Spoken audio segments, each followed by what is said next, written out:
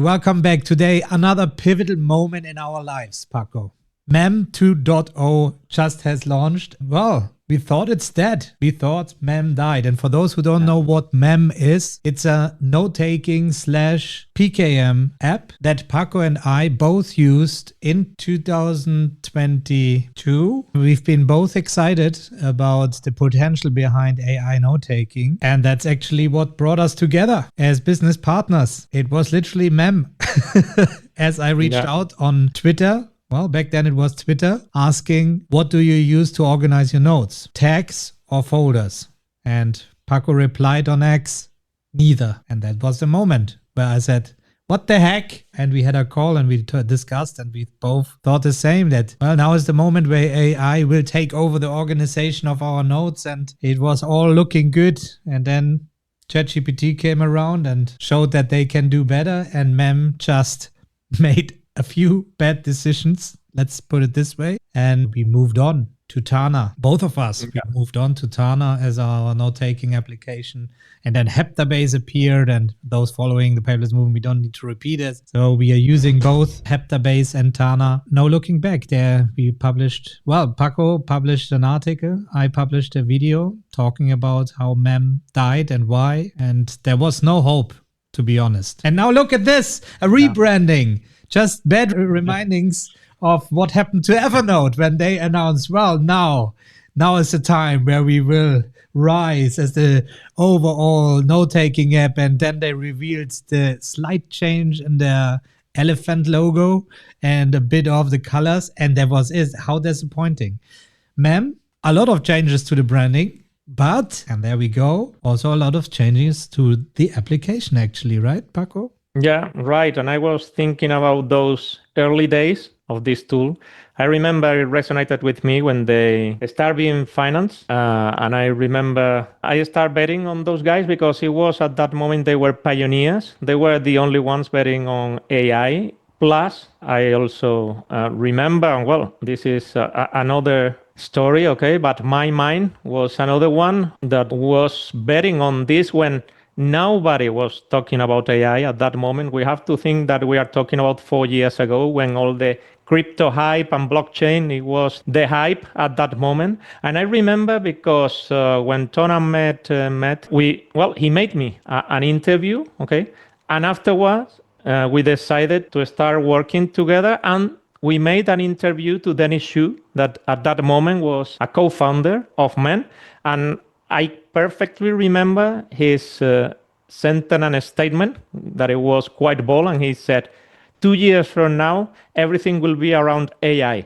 And for me, it was kind of surprising at that moment. I remember it because I have gone back to my notes at that date, okay? And I was really shocked because I was perceiving that the way that we store and retrieve information due to the information overload and all this stuff was changing. But at that moment, we can imagine 4 years ago, the LLMs and all the AI, the status at that time.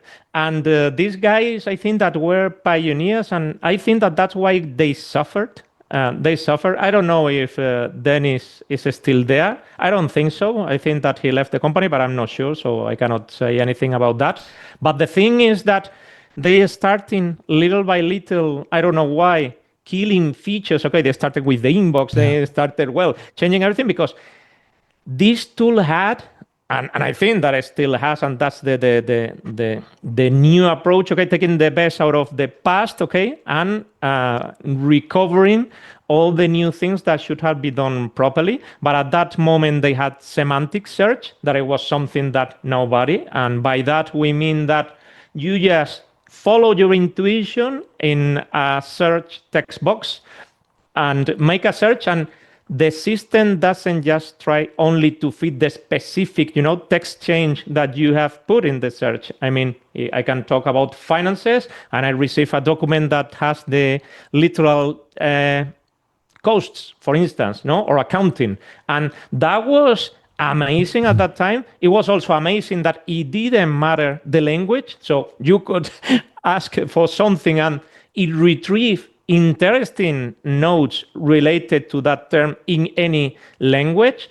They were pioneers also in connecting and understanding that the calendar and the email was useful for busy professionals, because we have to think that the moment that we approach a tool, we approach it from the perspective of a busy professionals. We know the situations, the scenarios that we are dealing with because we are busy professionals. And the moment that we say, man, these guys are really paying attention to a lot of pain points, because imagine the moment that you naturally create the contact because the contact is being created by the email, and then you start adding things and everything gets together on its own. Okay, it's such a radical approach that I think that that's why many people didn't understand that, and it started to crumble. Okay, and it was a pity because the approach and also the minimalism, for me, the minimalism of that tool was something that I did really like. At that moment, they only admit text, and that was also something beautiful for me. Not what for I Mr. suffered Solid, a lot okay? from, That actually.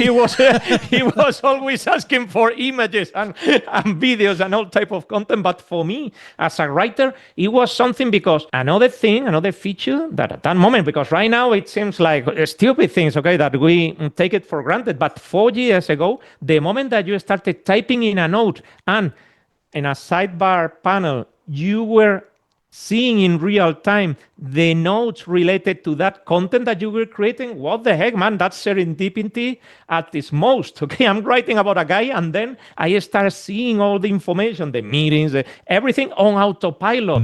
What the heck? Yeah. That was literally life-changing at that moment. And seeing such a beautiful approach fail, it was a really painful moment, and that's why we pivoted. Okay, we pivoted.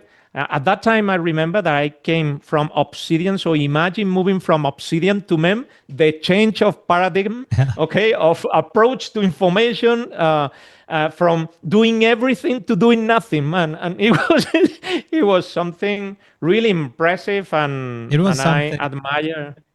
Yeah. Yeah, it was something that emerged more and more, that a lack of structure is just impossible. And Mark in the chat is mentioning or asking, do you think they were too early for the market? I don't think so. They were perfect timing, because they've been built prior the AI hype, so they could have built up momentum. And in my opinion, what killed the app is removing the features and the structures even more, where we ended up just with a chat to ask our knowledge base. And this moment, other things like ChatGPT became better, right? When they implemented their personal knowledge and the memory and all these things. And now with Notebook LM, it's so powerful, you know, when you throw in knowledge, how it handles knowledge. But it is not based on personal knowledge. And then every other tool like Notion and all the others started adding AI chat with their tools. And then the differentiation was not so clear anymore.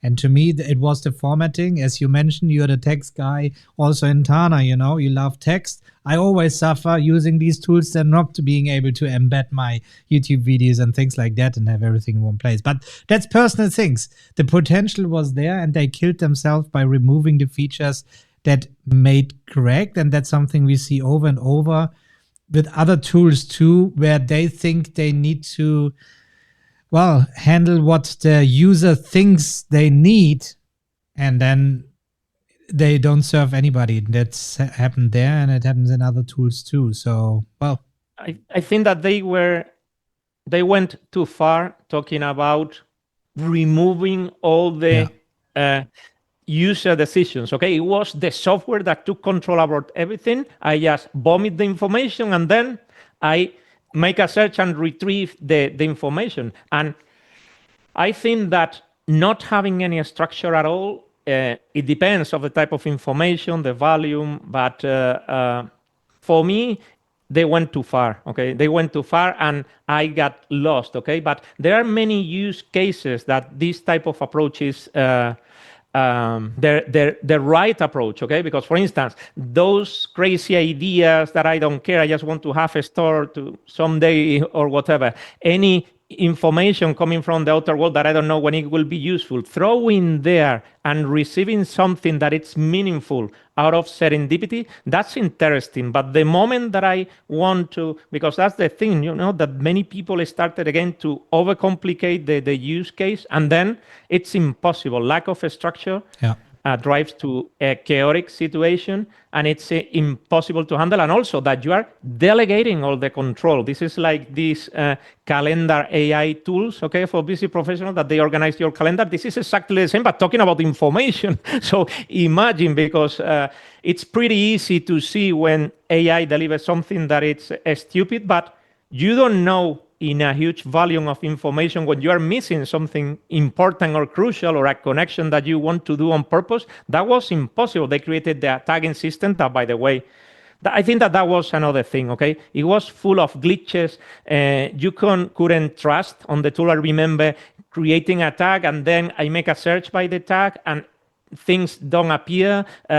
Many things that create such a huge amount of friction that when you are dealing with important things every single day, you cannot trust on that type of approach. Trust is a big word there that is very important in this context. There was also collaboration, out of the box they tried to do. And we've been always confused. Do you see it? Don't you see it? And things like that. And if you cannot trust this, you cannot use it. Especially not as a professional, as you have to rely on your information.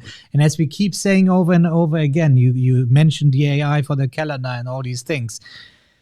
How the heck should AI understand what you're looking for if you don't give AI the structure, right? So if you have the option to manually tag your information, you can give it a high-level structure that then AI could leverage to better understand what you're looking for. I don't understand why these tools don't do this. And look at ClickUp, right? We love ClickUp, using it as a project management tool, but try to find something with AI.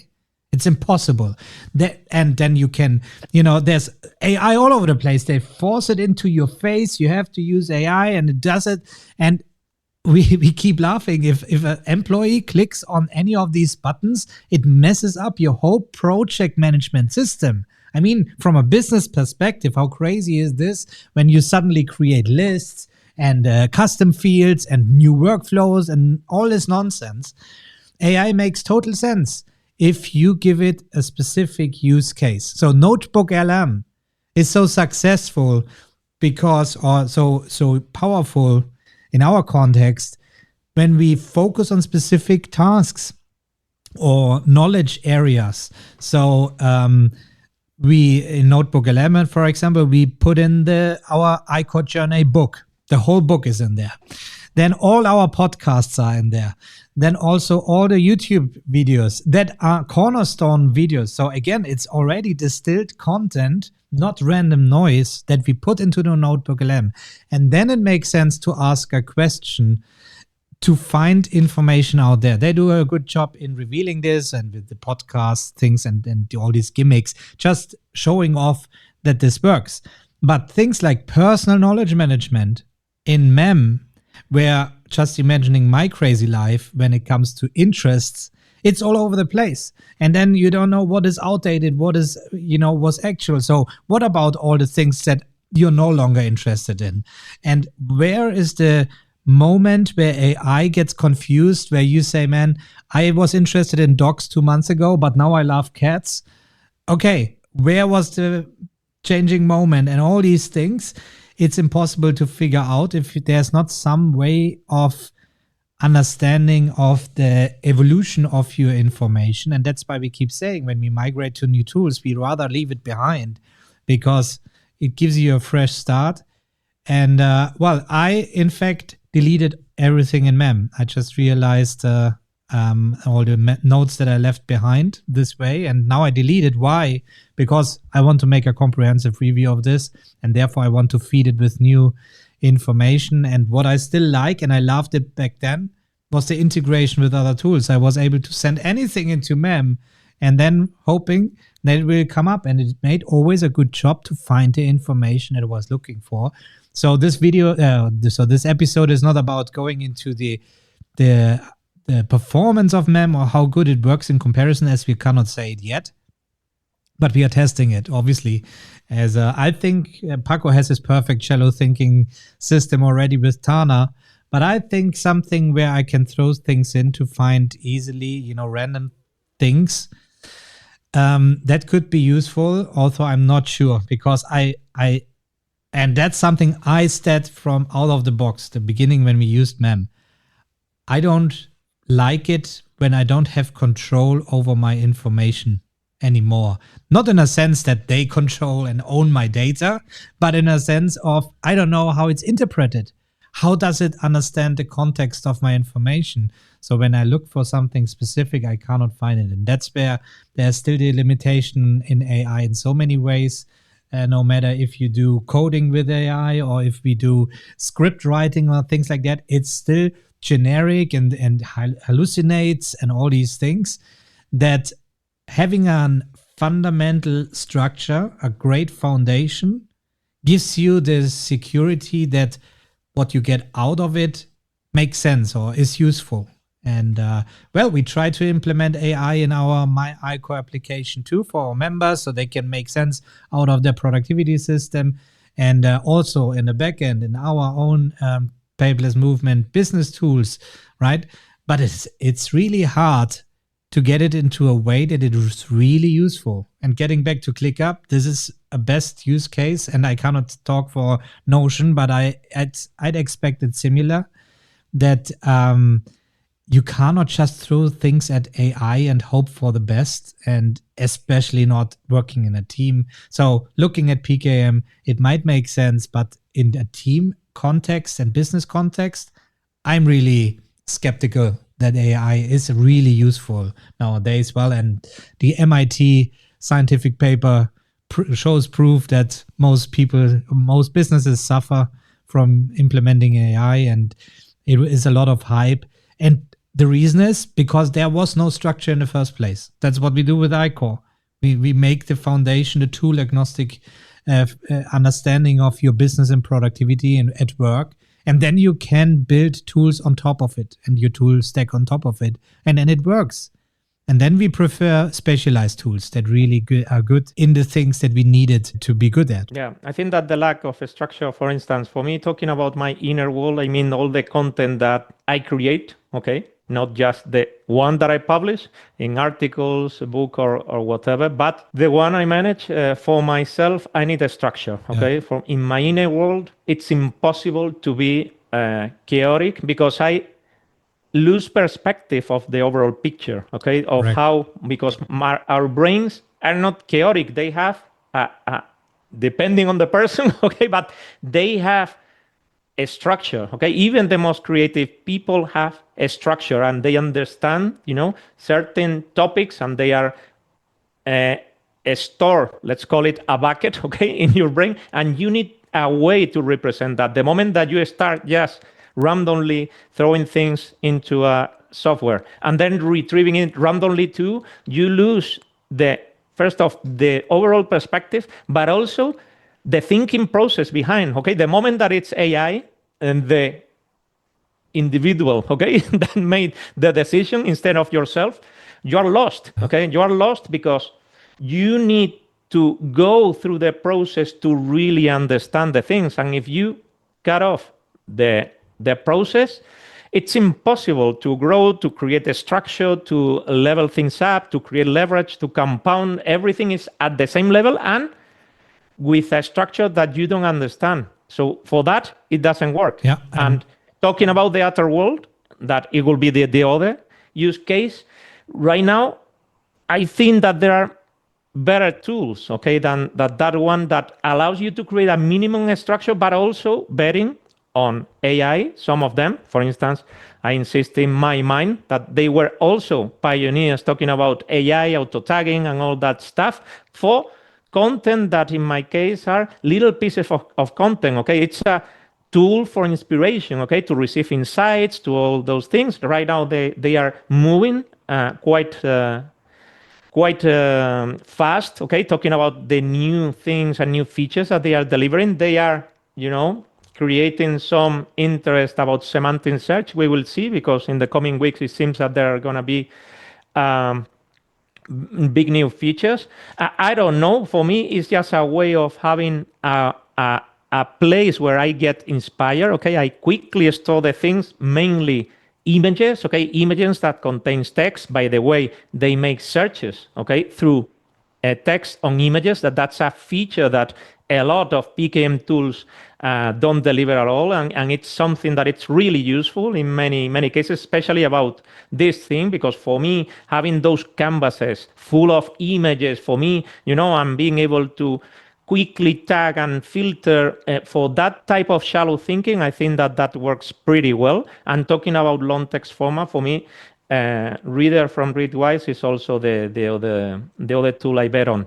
So for me, there's no room, okay, for mem at all. Okay, I'm perfectly covered with Tana mainly for my inner world. No matter that, as almost as an utility app for me, Heptabase, okay, because everything is on Tana and some other tools, but it doesn't have a place that I can sit on. But anyway, the work that they have shown in this 2.0 version is amazing. Okay, first off, branding. Okay, they create trust. Okay, it's really serious and really developed. The previous one was almost an invention. Okay, but right now it's really well crafted, and this is important too. Okay, sell trust on an area that needs to be trusted. We are talking about our personal knowledge management system, so it's important to trust. They have made an impressive work talking about graphical user interface and user experience. Now it seems much more solid, okay, that at the beginning that it was chaotic and not well crafted. The synchronization between mobile and desktop, beware of this thing, works amazingly. I just made some testing, but it was immediate, okay, no matter where you make the recording and the input, it immediately appears in any device that you are using. Well, they have included the dark mode, another amazing feature, okay, waiting for years to have a dark mode that for a PKM system, for me, it's essential, okay? So, well, many things that we would like and love to test and to give it a try to see how far this goes, but at least it seems that they have a roadmap, okay, of delivering with consistency. By the way, they have met the delivery of this 2.0. It was announced for this October a long time ago, and they have accomplished this thing. And also, it seems that the product that they have launched is not an improvisation, okay? It seems that it's quite solid, quite serious. We have found, well, that it's a little bit confusing in some features, or how to use, how to work with the panels. You need to get used. I mean, it's not 100% intuitive. That's why we're going to deliver a video whenever we consider that we have dedicated the right amount of time. But anyway, it's a tool that can be useful for specific use cases in the world of busy professionals, and that's why we are talking about them, no matter the past that it's quite lovely, I would say, about this tool. Okay. I mean, you mentioned serendipity as one of the key features in MEM that appeared, and I think it's still the strong thing, as I cannot imagine any tool that is on proactively showing you context to what you're writing right now. I cannot think of any of these. And if any competition when it comes to this, and Mark again in the chat writes, MEM needed more structure. That's correct. And that's what they brought back.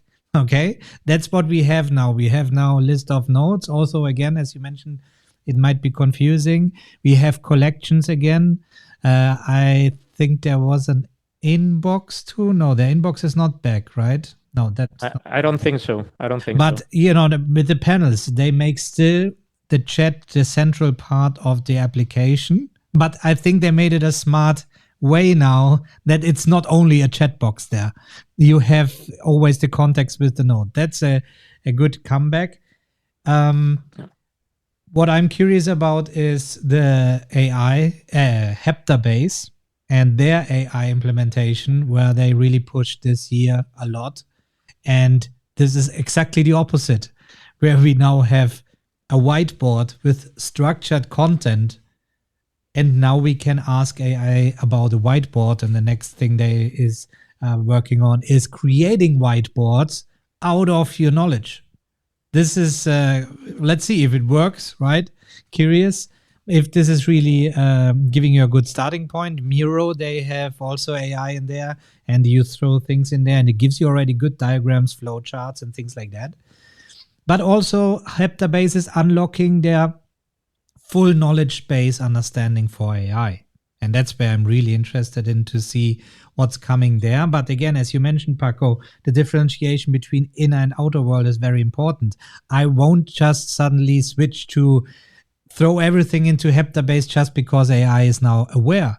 I even more will double down what I would put in there. So when I ask AI about something about my inner world note-taking, that I get actually good answers. And Reader, on the other hand, as you also mentioned, is consuming the content that I throw into a read later application is easier managing inside the inbox. And that's why if it is not there, the inbox is a missing part for sure, as I cannot process the information. And that's what we use to easily structure information on the go. We throw things into the inbox and then we process it later and give it structure, like giving it a tag, or maybe making edits, or maybe remove it completely from the system as we realize later it's not needed at all.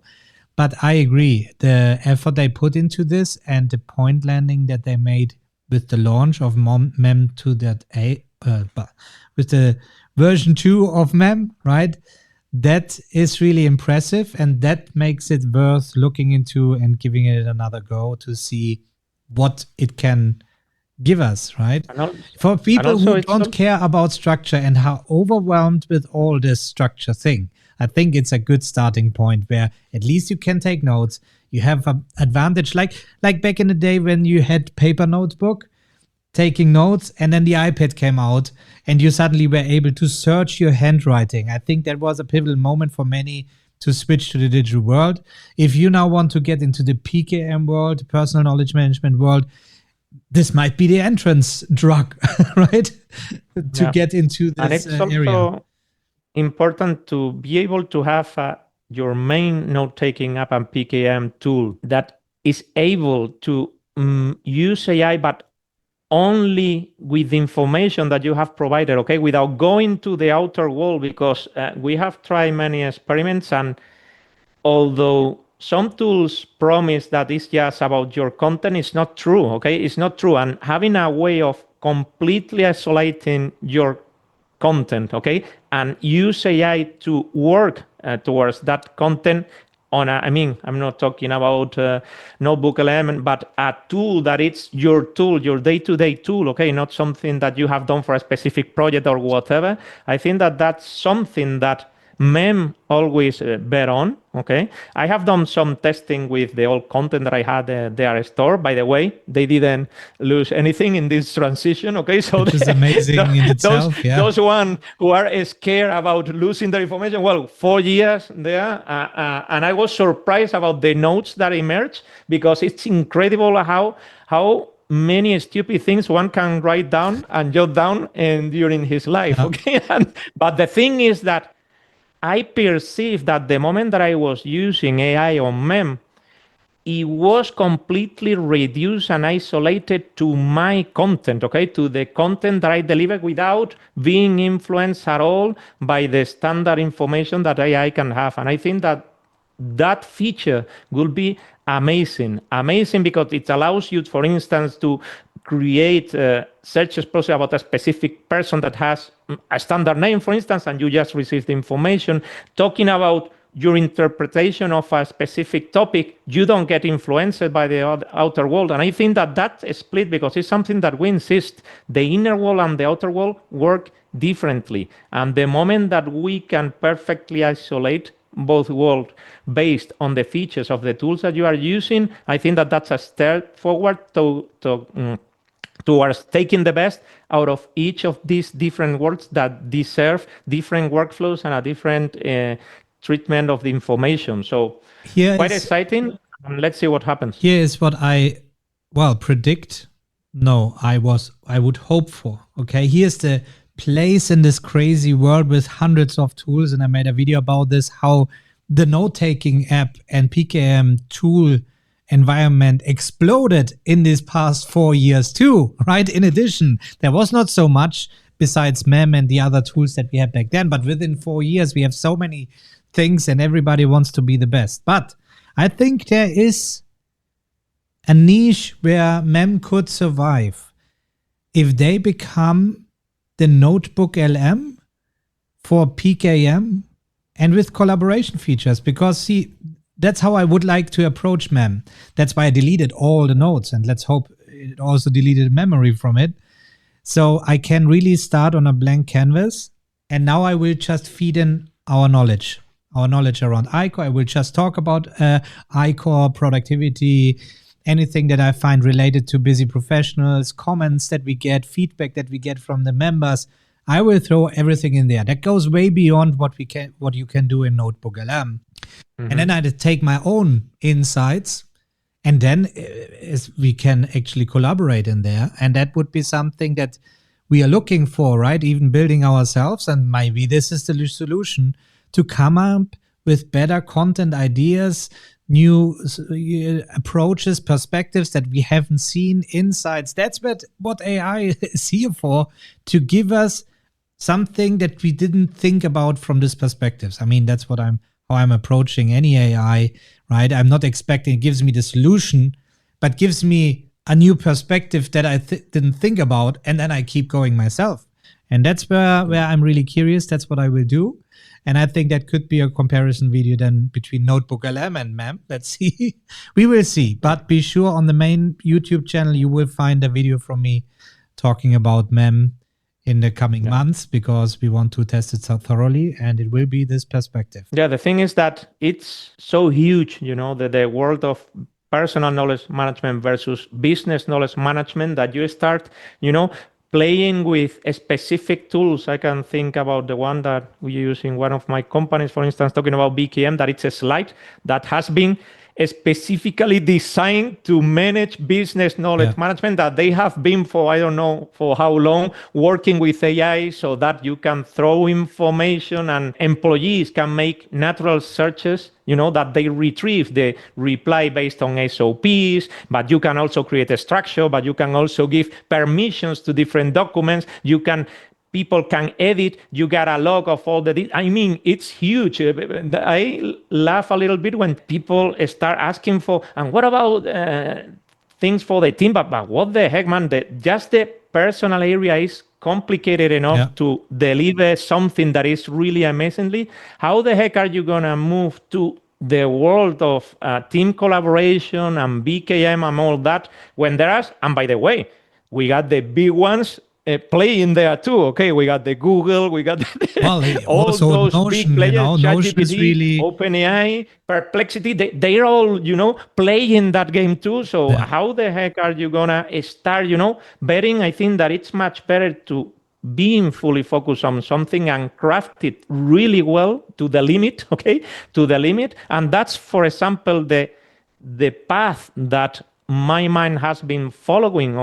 They have been always following the path of personal knowledge management, no connection with the outer world, and keep delivering, and they have been doing this for years. I think that I started using, I don't know if I'm right, 6 years ago or even more, my mind, and they haven't changed, and that's why I think that they have survived. By the way, bootstrap, no venture capital there, just betting on a high ticket pricing, talking about the pricing of the tool that many people complain as always, but it was the only way to create something that it's really well crafted, based on the income of the users of the platform, and constantly making iterations through the exact same thing. Imagine that right now, I don't know, my mind brings the outer world or team collaboration, whatever. It will be a mess, and then they lose track in the